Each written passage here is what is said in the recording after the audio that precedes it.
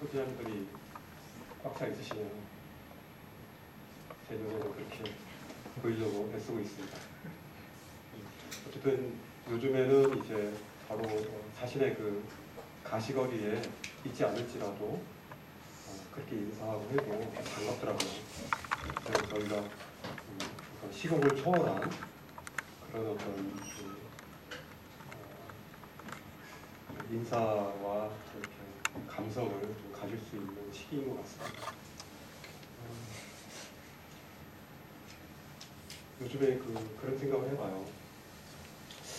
과연 내가 가장 기쁨이 넘쳤을 때가 언제였는가? 여러분들은 언제입니까? 갑자기 생각하니까 처음 생각났던 게 어렸을 때 브라질로 이민 가던 그 할머니가 저에게 엄청난 그 잔돈을 주셔가지고 제가 갖고 싶었던 그 플라스틱으로 된 굴러가는 막 리모컨으로 가는 그런 탱크를 샀던 그 살 때의 그 두근거림과 사서 그걸 조립해서 탱크가 갈 때의 그 기쁨은 대단했던 것 같습니다. 그 외에 뭐 아무 생각 없이 지내다가 이제 저에게 가장 큰 기쁨은 물론 자녀들 낳았을 때도 참 기뻤고 결혼할 때도 기쁘고 그랬지만 저에게 있어서 기쁨 중에 기쁨, 기쁨의 왕관인 기쁨은 제가 저의 그 트럭 끈질기에 저를 괴롭히고 정죄했던 그런 죄악에서 벗어나서 주님을 제 마음속에 영접하고 내가 주인이 아니라 주님 따라가겠다 이렇게 막 주님 앞에 고백하고 회개하고 그리고 나서 딱 나왔을 때 그때 세상이 얼마나 이렇게 아름다운지요. 막 저는 그렇게 아름다운 그 형광등은 처음 봤습니다. 형광등이 그냥 막 그 초인류 호텔의 그 샹들리에보다 훨씬 더 멋있었어요. 그리고 밖에 나오니까 그 밤이었는데 그 비춰지는 그 밤의 그 빛들이 얼마나 아름다운지 제 마음이 지금도 그 생각을 하면 두근거립니다. 여러분도 그러셨죠? 바로 이 주인이 바뀌면 자기 자신의 그런 속에서 그 죄악 속에서 그런 이제 고민하고 방황하고 그럴 수밖에 없는 그런 존재에서 이제 그 하나님의 놀라운 빛의 광채가 우리 가운데 비춰지니까 우리의 영적인 눈이 확 펴지면서 우리의 귀가 이제 하나님의 말씀을 경청할 수 있는 그런 영적인 귀가 열리니까 이것은 뭐 상상하기 힘든 일이었죠. 그래서 지금도 참 너무나 좋은 기억이고. 그런데 앞으로 내게 있어서 가장 큰 기쁨은 무엇일까라고 생각을 해봤어요. 여러분 어떻습니까? 저는요, 제가 죽을 때가 가장 기쁠 것 같아요. 저희 가족이 좀 기분 나쁘게 될 수도 있을지 모르겠지만은, 그때 지금까지 지내온 것 하나님의 은혜라 하면서, 그때 이제 제 몸이 이제 영원하게 되면서 이제 제가 육체를 떠나면서 제가 한 가지 좀 걸리는 것은 제 몸이 좀 괴롭고 숨을 못 쉬고 막 하는 그 괴로움 때문에 제가 죽음을 선호하지 않을 뿐이지 그것만 조금 이렇게 견디면은 주님을 만날 그 기쁨에 대한 그 죽음의 그 기다림이 엄청난 큰 기쁨일 거라는 생각이 들어요. 몇 년 전에 계속 아버님, 어머님 또 내용 이렇게 주님 안에서 이렇게 잠드시는 걸 보면서 한편으로 막 괴롭지만은 고통스럽기도 하고 막 슬프기도 하지만은 한편으로 그분들이 이제는 날개를 달았고 이제는 이 세상에 참 힘들고 고난스럽고 고통스러운 저 육체에서 벗어나서 이 영원한 몸으로 하나님을 이제 얼굴과 얼굴로 맞이할 그것을 볼 때 될 때 참 괜찮다는 생각이 들었어요. 그 오늘은요, 제가 이 주님을 만난 이 기쁨들이 있지만은 이 기쁨들을 소멸시키는 이 죄들이 있습니다. 이 죄들이 하나님의 기쁨을 빼앗아가고요. 하나님이 우리가 누려야 될 그 기쁨들을 소멸시키는 그런 역할들을 하는데요. 근데 이 죄에 대해서 제가 계속적으로 그 오류를 범했고 또 죄에 대한 그 인식 자체를 제 스스로가 또 이렇게 누구한테 들어서 이렇게 했던 그런 부분들이 잘못되어지는 말미암아 제가 너무 많은 정죄감을 당했고 또 너무 많은 죄에 대한 담대함을 가졌고 이 두 부분에 대해서 제가 하나님을 기쁘시게 하는 그런 시간들이 많이 축소되었었다라는 생각들이 들어서 오늘 한번 그 죄에 대해서 우리가 한번 좀 어떻게 죄에 대해서 우리가 인식해야 되고 그것을 어떻게 처리해야 되는가에 대해서 많은 건 아니지만 제가 경험했던 부분들 한 두 가지 정도를 말씀드리려고 하는데 이 부분이 혹시나 교리적으로 그런 부분에 있어서 문제가 있다면은 저에게 개인적으로 말씀해도 문제가 없을 것 같습니다. 어쨌든 과정 가운데 있는 거니까. 제가 이렇게 주님을 만났을 때 큰 기쁨이 있었잖아요. 그 기쁨은요, 제가 주님을 만난 그 기쁨도 있었고요. 또 한편으로는 저를 그토록 괴롭혔던 이 죄악으로부터의 제가 죄악의 그 쇠사슬이라고 할까요? 죄악의 구렁텅이라고 할까요? 그곳에서 제가 나오게 됨으로 말미암는 그 놀라운 자유함과 해방감이 저를 하여금 너무나 자유케 했어요. 그뿐만 아니라 이제 주님이 이제 그 이후의 삶을 저한테 책임져 주시겠다라는 그 주님이 나의 인도자가 된다는 그 부분에 대해서 저는 너무나 편안함을 가졌습니다. 이사야도요, 이런 부분에서 말씀을 합니다. 이사야 6장을 한번 찾아보겠습니다. 이사야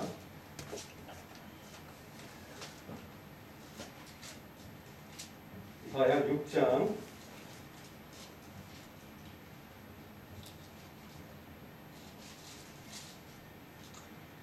7절 말씀을 한번 볼까요? 다른 말씀은 6절부터 읽을까요?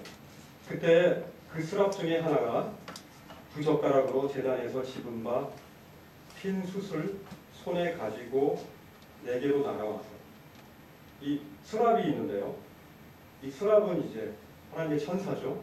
근데 이 스랍은 이제 6개의 날개를 가졌다고 합니다. 얼굴을 가리는 날개, 발을 가리는 날개, 그리고 날아다니는 날개. 이 스랍이 이제 성전에서 이제 젓가락으로 이제 제단에서 짚은 바 아주 활 타오르는 뜨거운 핀 시뻘건 수술을 가져다가 이사야에게 날아왔습니다. 그리고 7절에 보십시오. 그것을 내 입술에 대며 이르되 보라, 이것이 내 입에 닿았으니 내 악이 제하여졌고 내 죄가 사하여졌느니라. 이 하나님께서요, 우리의 죄악을 옮기실 때 그것은 엄청난 큰 자유함을 가지고 옵니다. 그것은요, 세상 그 무엇으로도 바꿀 수 없습니다. 우리가 이 죄에 대해서요, 별로 안 느끼는 사람들이 있는 것 같고 많이 느끼는 사람들이 있는 것 같지만 실제적으로 이 죄에 대해서 구속을 받으면 굉장한 어려움이 됩니다. 예를 들어 자기가 죄인이라고 그러고 지금 계속 법정에 있고 교도소에 있어 보십시오. 그것이 얼마나 우리를 답답하게 합니까? 그것은 이제 보이는 거고요. 하나님이 주신 그 율법으로 말미암는 그 죄악, 우리의 양심의 법으로 말미암는 우리를 옹여 잡고 우리를 우리의 양심을 고통스럽게 하는 이 죄악으로부터 우리가 해방될 수 있고 자유한다는 것은 대단한 겁니다. 이사야서는요, 어떻습니까? 내 악이 제하였다고 했습니다. 내 죄가 사하여졌느니라. 이 말로 인해서 이사야는 엄청나게 기뻤던 것입니다. 이건요, 사실 세상 어떤 것도 기쁜 거죠. 우리가 어떤 승진을 했다든지, 또 어떤 학교에 입학했다든지, 병이 나왔다든지 이런 것들과 비교할 수 없을 만큼의 놀라운 이 기쁨이 이곳 가운데 있다는 겁니다. 그런데요, 이 이사야뿐만 아니라 사도 바울도 이 죄의 두려운 짐에서 이제 벗어난 그런 대표적인 사람이죠. 그래서 성경에서 이제 사도 바울만큼 이 죄에 대해서 아주 깊이 있게 잘 묘사하고 또 그로 말미암아 어떻게 우리가 죄에 대처해야 될지에 대해서 우리에게 성령님을 통해서 사도 바울을 통해서 적혀진 그 글을 통해서 우리에게 가르쳐주고 있습니다. 이 로마서 7장에 보면요, 이 죄가 어떤 것인가에 잘 나와 있는 거예요. 로마서 7장에 보면요, 7장을 한번 봅시다. 로마서 7장. 로마서 7장 24절에 보면요, 오호라 나는 공고한 사람이로다. 이 사망의 몸에서 누가 나를 건져내랴. 이 사망의 몸에서 누가 나를 건져내랴. 사도 바울이 지금 이 로마서를 쓴 건요, 언제 썼냐면은 제 3차 전도 여행 때 쓴 겁니다. 사도 바울이 언제 구원받았습니까? 다메섹 도상에서 구원받았죠. 다메섹 도상에서 구원받은 것은 약 AD 34년 정도 경입니다. 근데 이 3차 전도 여행 때 고린도에서 썼던 이 로마서는요, 56년입니다. 그럼 그 차이가 한 22년이 된 거죠. 예수님을 다메섹 도상에서 만난 뒤에 22년 정도의 시간이 흐른 뒤에 이 썼는데 아직도 이 사망의 몸에서 누가 나를 건져내라는 이 표현을 지금 쓰고 있습니다. 오호라 나는 공고하다 그랬고요. 그리고 이 사망의 몸에서 누가 나를 건져내랴라고 표현하고 있습니다. 이 사망의 몸은요, 로마의 그 문화권에서요, 아주 심한 살인을 한 사람, 잔인하게 사람을 죽인 사람 있죠? 이 자기가 죽인 그 사람, 그 시체에다가 이 살인자를 사슬로 엮습니다. 그럼 어떻습니까? 그 자기가 죽인 그 피의자, 그 사람은 점점 썩어가고 있습니다. 살인자는 썩어가는 그 사람 옆에서 그 썩어감을 보고 있어야 되는 거죠. 이게 사슬로 이 시체에 묶여있는 이런 이 냄새나고 혐오스러운 이 사망의 몸이라는 것이 그때 썼던 표현입니다. 이게요, 우리 그리스도인의 삶에 대한 아주 정확한 묘사라고 저는 여겨집니다. 우리 옛 본성은요, 그리스도의 십자가에서 못 박혔죠. 그렇죠? 우리 옛사람은 십자가에 못 박혀 죽었고요. 우리 옛 본성도 당연히 십자가에 못 박혀 죽었다고 되어 있습니다. 맞죠? 죽었습니다.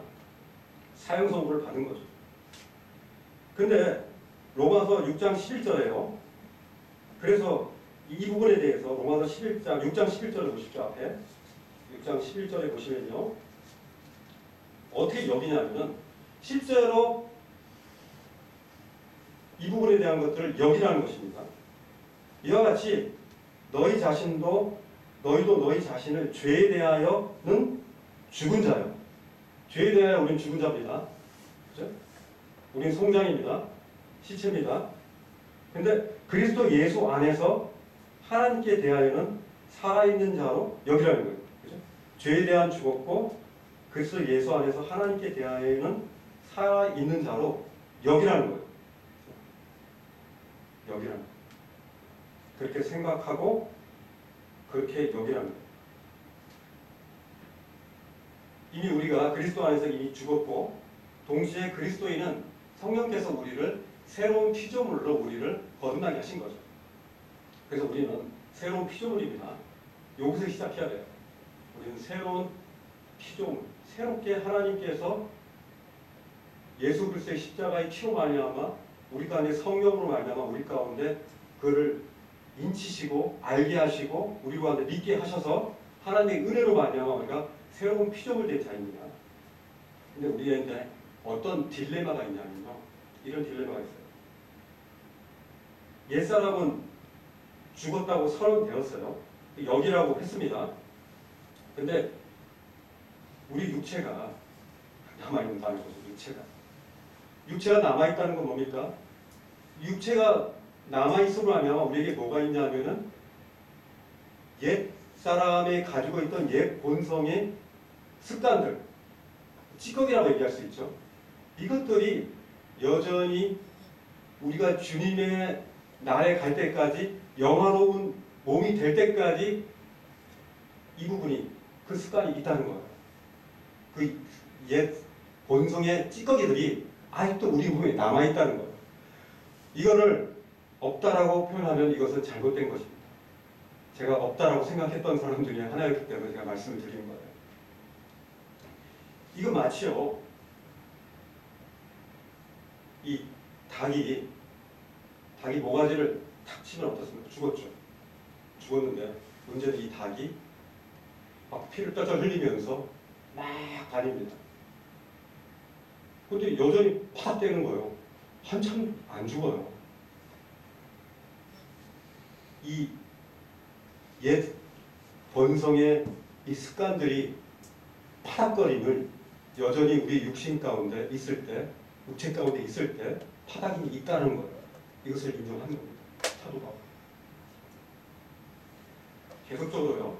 옛사람의 그 습관, 그 찌꺼기들이 우리로 하여금 옛사람이 짓게 했던 그 죄의 조종을 다시금 받도록 유혹한다는 거죠.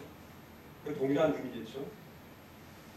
그렇기 때문에 우리가 새로운 피조물, 새 생명 받은 뒤로도 우리에게는 하나님의 은혜가 계속 필요한 겁니다.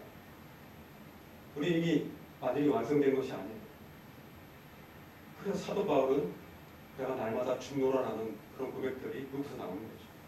그렇지 않으면은 내가 죽지 않고 죽었다는 것을 내가 여기지 않으면 어제 여겼다고 오늘의 승리를 보장할 수 없는 겁니다. 여전히 파닥거림이 있어요.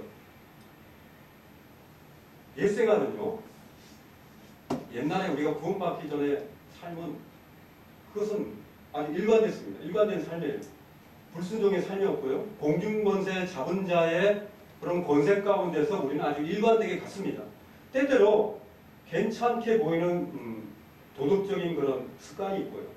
괜찮은 집안에서 좋은 교양교육을 받아가지고 오히려 그리스도인들보다도 더 괜찮은 삶을 살았을지도 모르지만 그러나 주도적으로 공중권세자, 사탄 마귀의 그 지도를 받은 일관되게 살았어요. 그래서 그런 모습을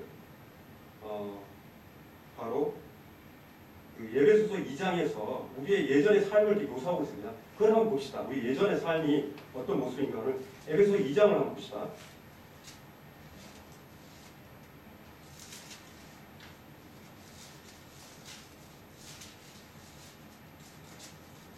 에베소서 2장 1절, 2절, 3절을 한번 읽겠습니다. 그는 허물과 죄로 죽었던 너희를 살리셨도다. 그죠? 그때가 바로 우리가 구원받기 전에 공중권세 잡은 자의 일관된 그런 방향으로 우리가 갈 때입니다. 그때 너희는 그 가운데에서 행하여 이 세상 풍조를 따르고 공중의 권세 잡은 자를 따랐으니 곧 지금 불순종의 아들들 가운데 역사하는 영이라. 전에는 우리도 다 그 가운데서 우리 육체의 욕심을 따라 지내며 육체와 마음에 원하는 것을 하여 다른 이들과 같이 본질상 진노의 자녀였다. 이 구절은요, 구원받지 못한 불순종의 삶인 것입니다. 진노의 자녀들은요, 오직 이 길만 있었을 뿐이에요. 그렇죠? 근데 구원받지 않은 이 사람들은 이 공중권세 잡은 자에 의해서 이제 조종을 받았는데요. 우리 새로운 피조물 된 과연 우리는 그러면 누구의 조종을 받습니까? 누구의 조종을 받습니까?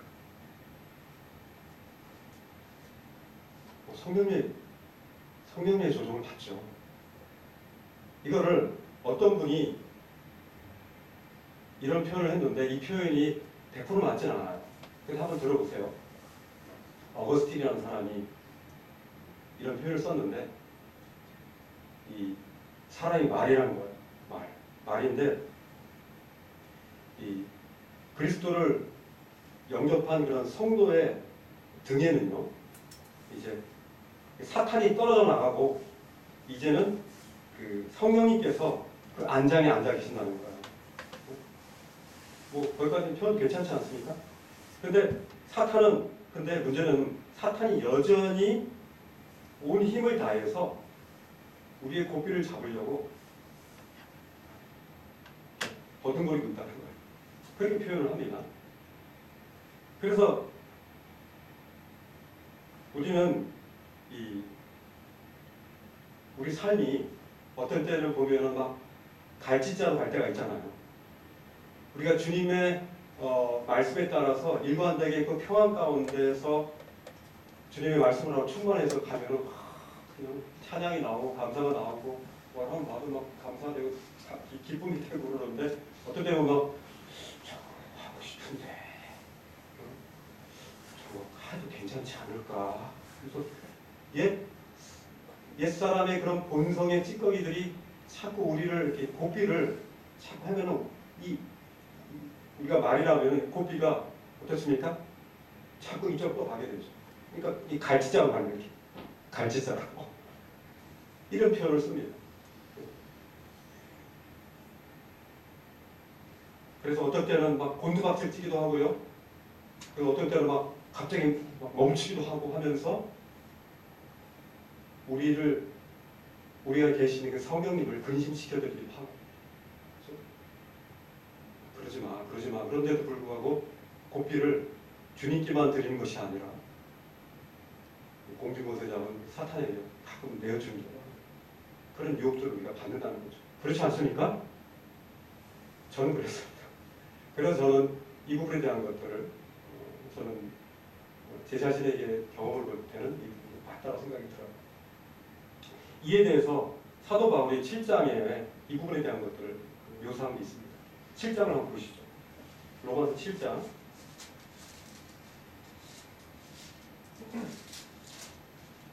로마서 7장 14절 제가 읽겠습니다. 우리가 율법은 신령한 줄 알거니와 나는 육신에 속하여 죄 아래 팔렸도다. 내가 행하는 것을 내가 알지 못하노니 곧 내가 원하는 것은 행하지 아니하고 도리어 미워하는 것을 행함이라. 그렇죠? 내가 원하는 것을 행치 않고 내가 미워하는 것을 행하고 있는 거예요. 16절 만일 내가 원하지 아니하는 그것을 행하면 내가 이로써 율법이 선한 것을 시인하노니 율법의 역할이죠. 우리로 하여금 죄를 죄되게 하는 역할. 우린 율법에 대해 죽었지만 율법은 여전히 우리 가운데 율법이 우리를 구원을 할 수는 없지만 율법은 여전히 있어서 우리로 하여금 죄를 죄되게 합니다. 율법은 우리의 엑스레이고요. 우리한테 C치고 MRI입니다. 율법이 폐해질 수는 없어요. 그걸 예수님은 절대 안 된다고 했습니다. 율법의 한 획이라도 사소하게 여기는 사람은 하늘나라에서 사소하게 여긴다라고 내가 얘기하겠다라고 얘기했잖아요. 율법은 절대 피할 수 있는 것이 아닙니다. 근데 이제는 그것을 행하는 자가 내가 아니요 내 속에 거하는 뭐라고요? 죄니라. 내 속, 곧 내 육신에 선한 것이 거하지 아니하는 줄을 아노니 원함은 내게 있으나 선을 행하는 것은 없노라. 내가 원하는 바 선은 행하지 아니하고 도리어 원하지 아니하는 바 악을 행하는 것이다. 로마서 7장은요 굉장히 논쟁이 많은 본문입니다. 그래서 굉장히 논쟁이 많죠. 예전에도 로마서 7장 때문에 교회에서 많은 형제님들이 이로 인해서 막 밤새 얘기하고 했습니다. 저도 거기에 동참했고요. 그리고 여기서 나온 것이 뭐냐면은 보통 그 그리스도인을 두 가지로 나누죠. 육신적인 그리스도인, 아니면 성령 충만한 그리스도인한테 육신적 그리스도인 하면서 이제 육신적 그리스도인은 뭐 그림 그려가지고 예수님을 자신의 마음의 보좌에 모시지 않고 예수님을 모시긴 모셨지만 예수님을 저쪽 한쪽 구석에다 처박아 놓고 내가 주인이 되어서 필요할 때만 액세서리로 예수님을 이용하는 그것을 육신적 그리스도인이라고 얘기하죠. 그리고 이제 그렇지 않고 성령으로 지배받는 그런 그리스도인 이렇게 얘기하는데 이거는 굉장히 위험한 부분입니다. 왜냐하면 정확한 표현이 아니고요.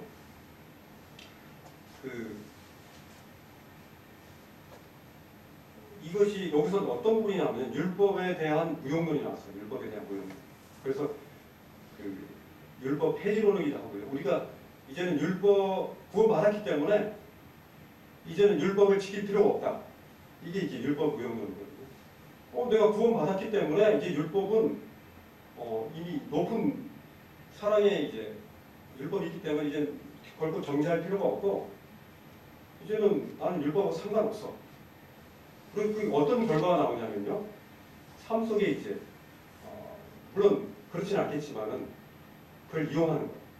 그래서 예전에 제가 있었던 오래전에 30년 전이죠.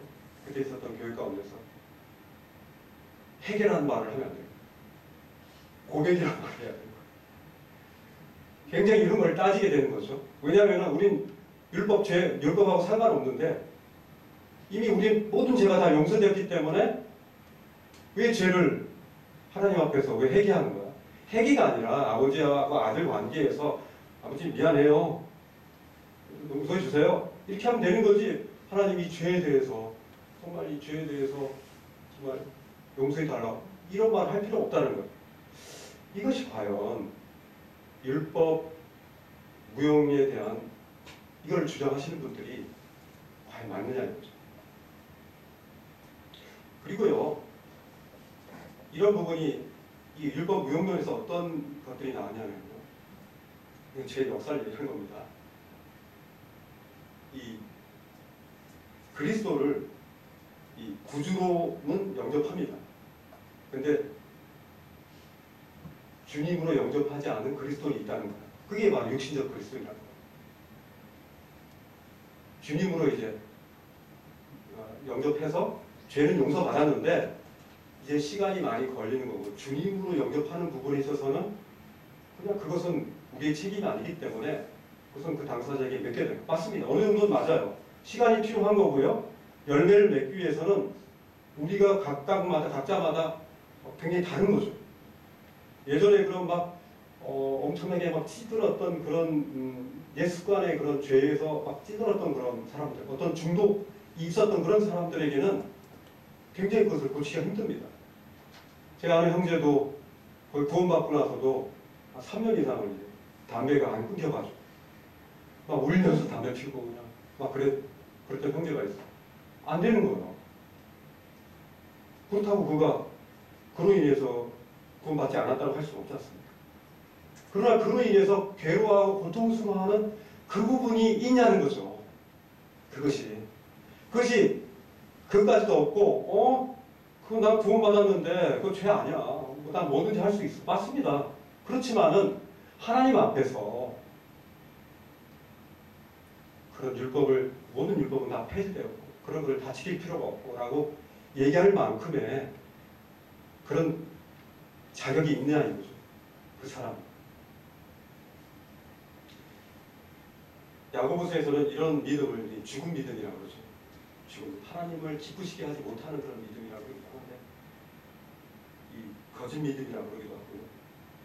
이 육적인 그리스도인은요. 이 그리스도를 믿지만 항상 육체의 욕심이 그를 지배하면서 성령의 열매를 맺지 못하는 사람을 묘사하지만 굉장히 큰 모순이 있어요. 어떻게 보면 육적인 그리스도인이라고 표현하는 것 자체가 좀 틀린 말이죠. 왜냐하면 그렇게 시간이 지나고 그 안에 하나님의 생명의 복음의 씨가 그 안에 들어가 있는데 그토록 오랜 기간 동안에 여전히 변화가 없다면 어떻게 그가 그 스스로도 자신을 그리스도인이라고 자칭할 수 없을 그런 양심의 모습이 되고 있다는 거예요. 그래서 육적인 그리스도인이 아니라 육적인 비그리스도인이겠죠. 그것이 정확한 말일 겁니다. 그렇게 일관적으로 세속적인 일만 하고 그리고 변화되기를 계속 거부하고 주님께 그의 삶의 주도권을 넘기지 않고 여전히 자기 자신이 달려나가는 것. 과연 그리스도인이 할 수 있을까요? 그에게는 그리스도 영이 그 안에 없기 때문에 그의 양심 내 가책도 없고, 그리고 주님의 그 갈급함도 없고, 주님을 향한 그 말씀에 대한 그 배고픔과 주님의 말씀에 대한 그런 목마름도 그에게 없는 것입니다. 딸랑 머리로만 구구단 외우듯이 그렇게 복음을 들은 거죠.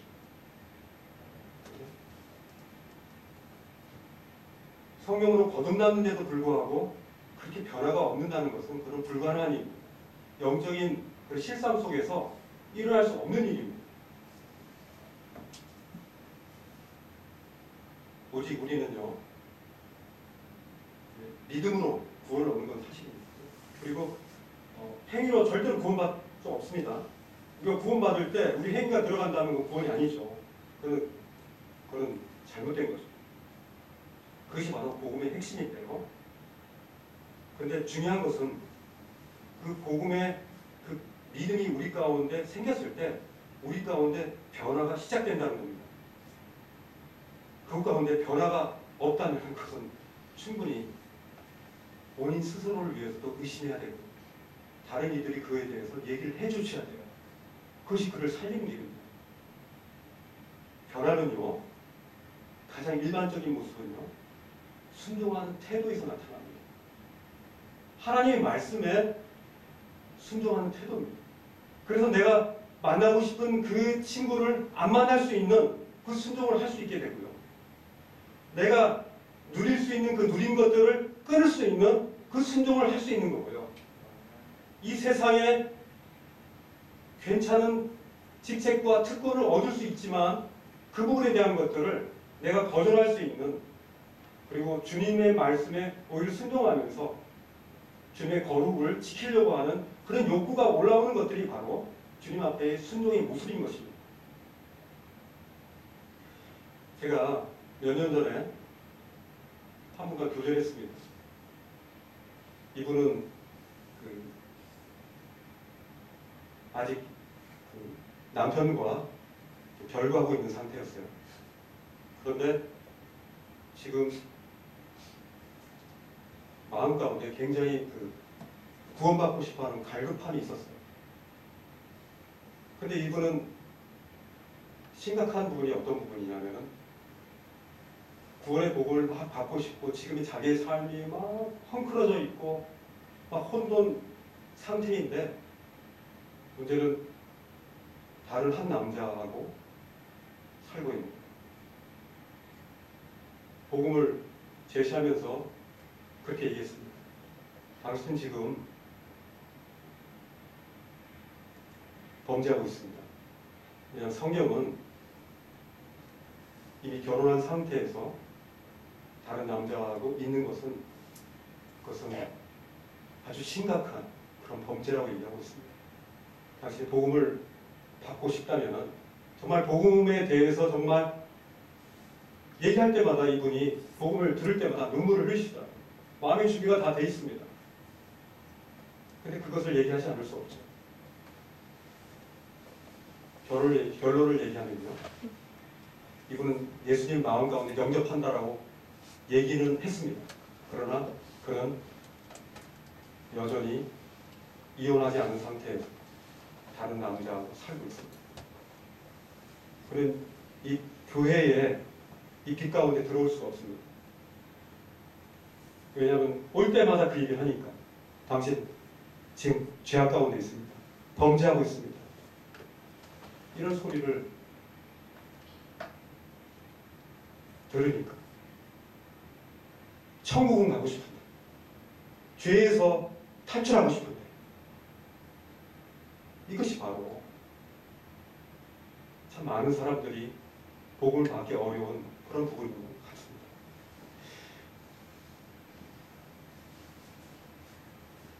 구원받으려면요, 입으로 우리가 주님을 신앙해야 됩니다. 그거 맞습니다. 그렇지만은 믿음을 고백하는 것만으로는 충분하지 않습니다. 우리가 그 고백한 그 믿음을 우리 마음속에 소유해야 된다는 것이죠. 우리 입으로 고백한 것이 중요하긴 하지만은 그 고백한 그 고백이 나의 소유가 되어야 된다는 겁니다. 그렇지 않으면 그 믿음은 진정성이 없는 것이죠. 이 육적인 그리스도인뿐만 아니라 저희에 있어서 로마서 7장을 잘못 오해했던 그 부분이 어떤 부분이었냐면 또 하나는 이제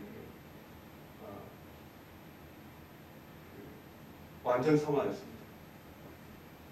다시 말하면 우리가 이제 복음을 받고 나서 우리가 완전해진다는 그 완전 성화에 대한 이 부분이 저에게 한번 꽤 긴 기간 지나갔었어요.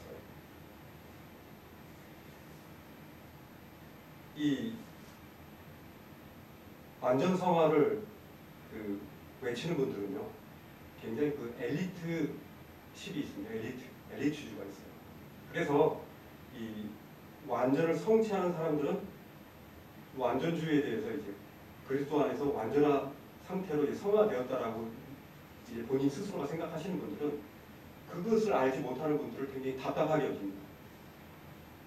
그리고 은연 중에 그 공로를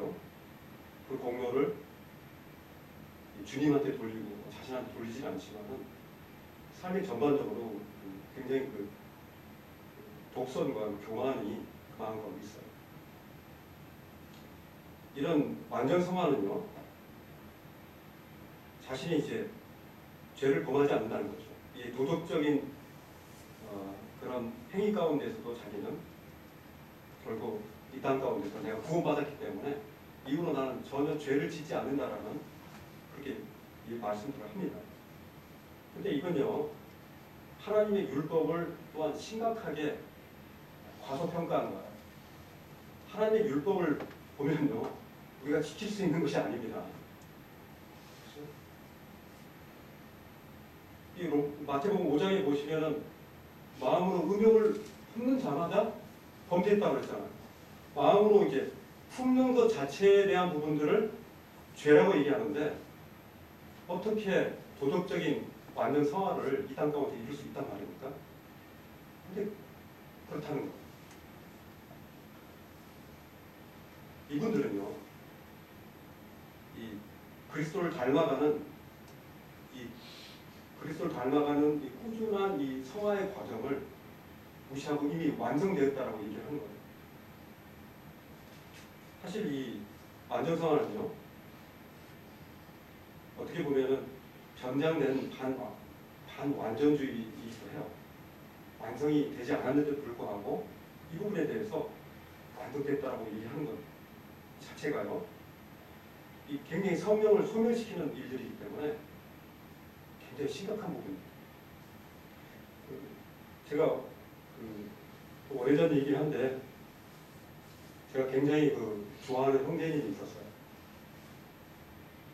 이분은 학식이 굉장히 높으신 분입니다. 소위 이렇게 가장 높은 그런 이제 그것들을 가지고 계신 사회에서도 어느 위치에 있는 분이에요. 말씀하시는 것도 아주 뜨거우시고요. 그런데 어느 날 이분과 교제하고 있는데 이분이 이제 구원받은 것과 똑같은 축복을 받았다는 거예요. 그래서 이게 뭐냐고 물어봤더니 이제 모든 것에서 자기는 승리할 수가 있고요. 그리고 죄로부터 완전한 삶을 이제 살게 됐다는 거예요. 좀 이렇게 너무 심한 거 아니에요? 이렇게 저보다 연배가 많으시기 때문에 이제 뭐 그런 게 있나 보다 하고 이렇게 좀 이렇게 봤는데 문제는 이제 그때부터 이제 교회에서 난리가 난 거예요. 이분이 만나는 사람들보다 우리는 그리스도 안에서 이제 죄와 상관없는 자가 됐어. 죄에 대해서 죽었잖아. 그렇기 때문에 우리는 이제 죄와 상관없는 자가 됐기 때문에 그러면서 이제 율법의 무용론에 대한 부분도 같이 얘기하는 거죠. 완전서. 그러면서 우리는 완전한데 왜 완전하다고 여기지 않는 거지? 왜 그걸 안 믿는 거야? 왜? 그러면서 이제 막 사람들을 판단하기 시작하면서 그게 굉장히 막 어려움이 생겼어요.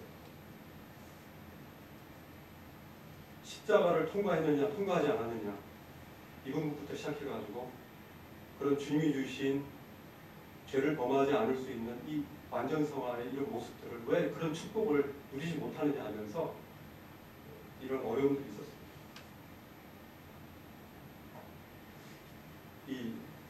그분들이 주장했던 게 뭐냐면은 바로 로마서 7장이에요.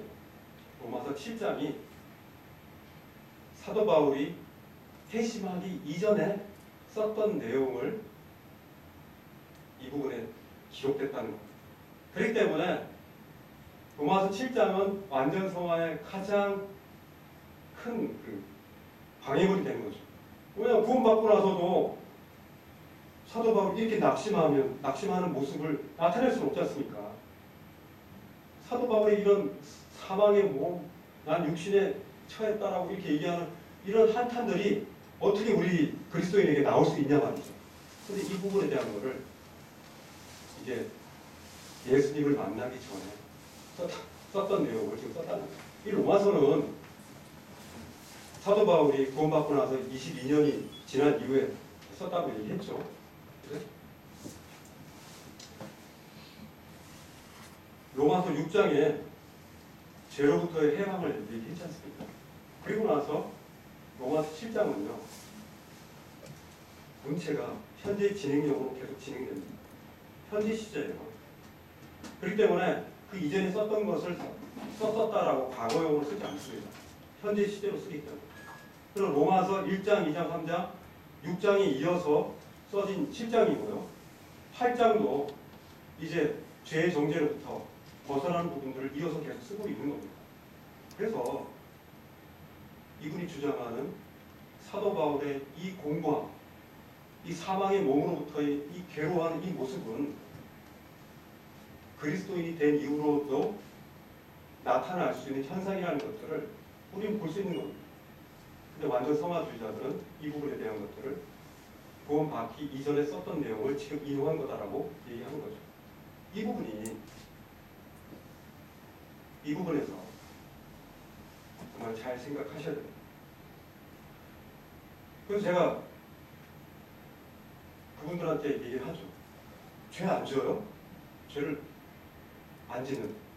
진짜 안 져요? 의도적으로 짓지 않는데.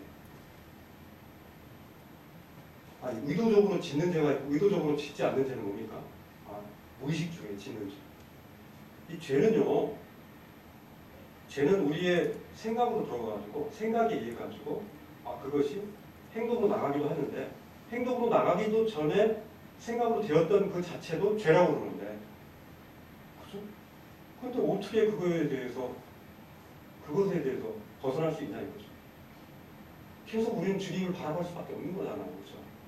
그리고 우리가 계속적으로 주님의 형상을 따라서 계속적으로 주님의 거룩함을 계속 지켜나가고 주님의 형상을 닮아갈 뿐인데 이미 되었다고 하니까 그분한테 무의식적으로 했다라고 이렇게 얘기하는 거죠. 변명이 안 되죠. 로마서 7장 14절 한번 봅시다. 로마서 7장 14절에 보면은 나는 육신에 속하여 제 아래에서 팔렸도다라고 탄식합니다. 바울이 육적인 그리스도인이라는 뜻일까요? 나는 육신에 속하였다. 바울이 육적인 그리스도인입니까? 그가 그리스도를 구주로만 영접하고 주로는 영접 안 했습니까? 어리석은 질문이죠. 사도 바울은 저희가 알고 있는 가장 성령 충만한 그리스도로 차있던 그런 분이었던 거예요. 그런 분도 자신을 육신에 속하였다라고 이렇게 표현합니다. 바울이 자신의 육신에 속했다고 말할 때 성도의 삶에서 일어나는 그 옛사람과 새사람 간의 지속적인 투쟁이 우리 삶 속에 있다는 것들을 우린 감지할 수 있죠. 옛사람과 새사람 간의 지속적인 투쟁. 그래서 서신서에서 계속적으로 우리는 이 전투의 장면들이 계속 나오는 겁니다. 육체와 성령 사이의 싸움이라고 할 수도 있겠죠. 그러한 싸움을요, 성경은 이제 다음과 같은 말로 표현하고 있습니다. 로마서 7장 22절, 25절 같이 읽겠습니다. 내 속사람으로는 하나님의 법을 즐거워하되 내 지체 속에 한 다른 법이 내 마음의 법과 싸워 내 지체 속에 있는 죄의 법 아래로 나를 사로잡아 오는 것을 보는도다. 오라 나는 공고한 사망이로다. 이 사망의 목에서 누가 나를 건져내리라. 이 공고한이라는 것은 비참하기라는 뜻이에요. 킹제임스 버전에는 비참함이라고 해요. 이 비참한 사람이도다라고 하고 본인을 이렇게 이해하고 있습니다. 이 우리의 모든 것을 주관하시기 바라시는 성령님으로부터 우리의 눈을 떼면 안 돼요. 떼는 순간 우리의 고삐를 얘는 공중권세 잡은 자에게 주려고 하는 그런 시도를 우리가 하고 있다는 것들을 보게 됩니다. 이 우리의 옛 본성과 이 싸우는 이 모든 그리스도인들은 어떻게 보면 좀 우리가 육신을 가졌다라고 할 수밖에 없는 것이죠. 육신을 가졌기 때문에 우리는 이 전쟁을 하는 거죠. 만약에 우리가 이런 마음 가운데 이런 전쟁이 없고 우리 삶 속에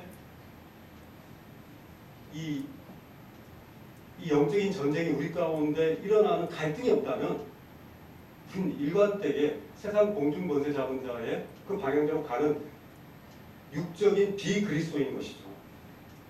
맞습니까? 육적인 비그리스도인 것이죠. 그렇게 생각하셔도 될 겁니다. 우리 안에 옛사람의 옛 습관들을 극복하기 위해서요,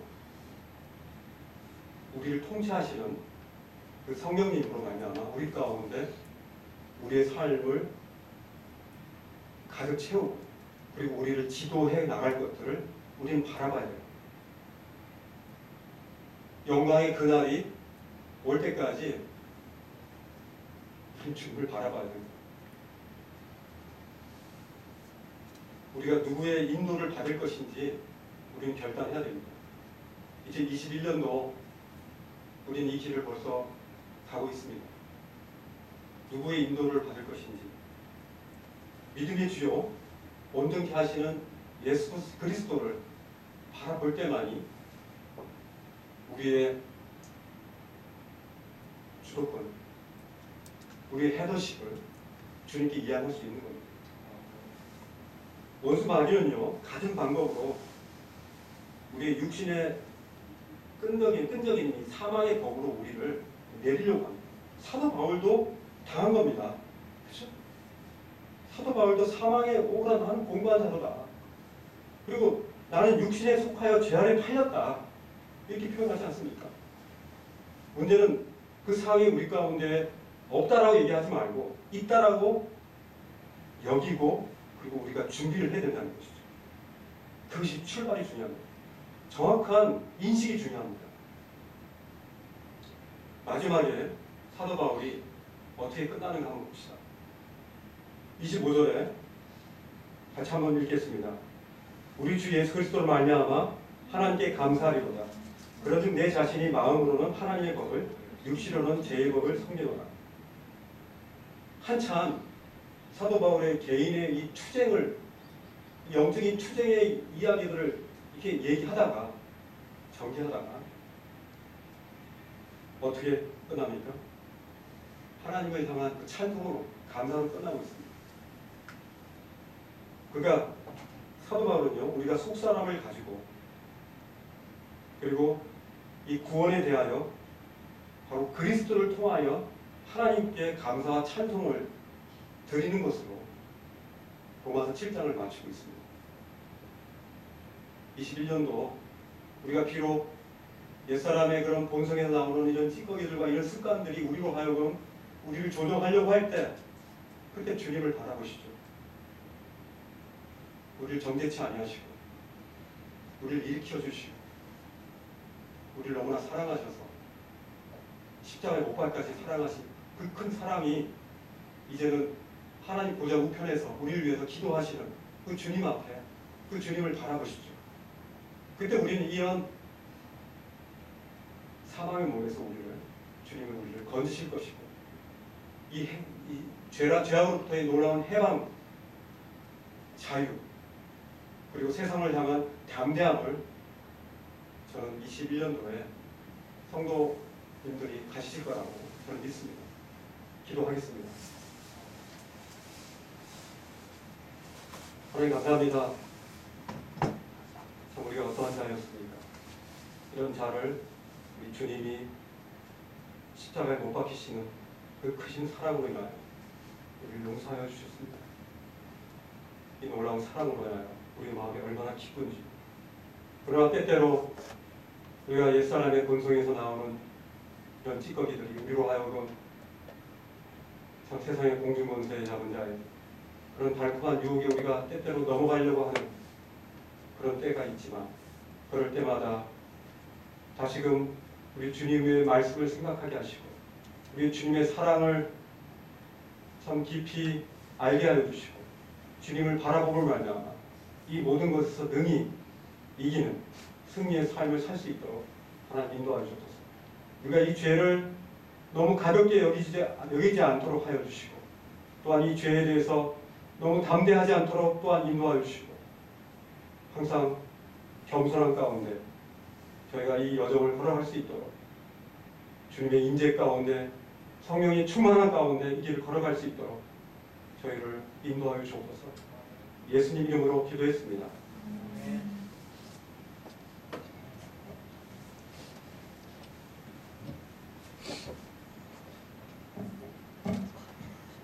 말씀 감사드립니다. 칭찬을 통해서